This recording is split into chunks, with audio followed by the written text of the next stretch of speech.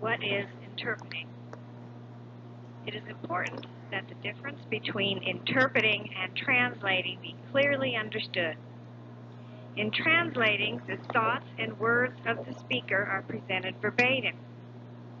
In interpreting, the interpreter may depart from the exact words of the speaker to paraphrase, define, and explain what the speaker is saying. Interpreting requires adjustment of the presentation to the English level of the audience and their ability to understand English. The interpreter needs to be aware of the differences in the use of interpreting and translating. When translating, the interpreter is recognizing that the deaf person is an English skilled individual who prefers to have his thoughts and those of hearing persons expressed verbatim.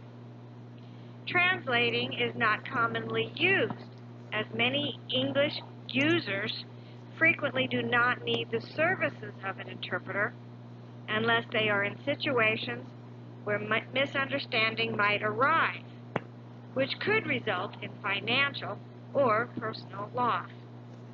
For deaf people who have been in the educational setting, who might have difficulty with the common idioms of English language, it may be necessary to do some explaining in the interpreting process. For many deaf people, it is necessary to paraphrase, define, and explain the speaker's words in terms and concepts which they can understand. This is called interpreting. The lower the English skill, the greater the need for simplification of the presentation. An interpreter must know when to interpret and when to translate.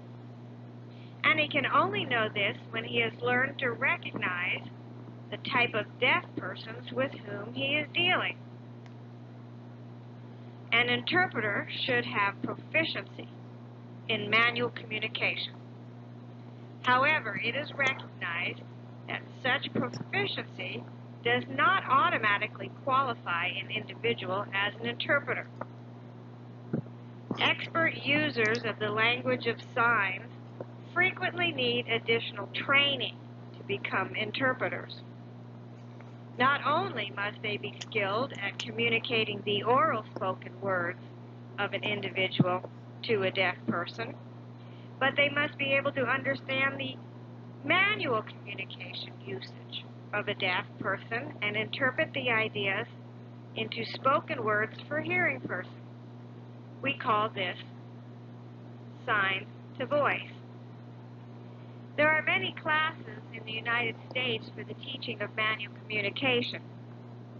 Although some instructors in these classes hope to try to prepare their students to become interpreters for deaf people, at the time of this paper, no formal systematic training for interpreters was yet developed.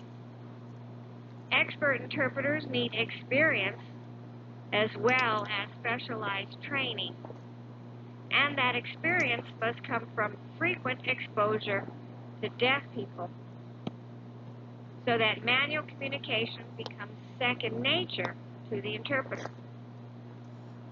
It is hoped that the procedures discussed in the various sections of this report will contribute to the establishment of professional level programs for the preparation of highly qualified interpreters for deaf people. Stop and rest.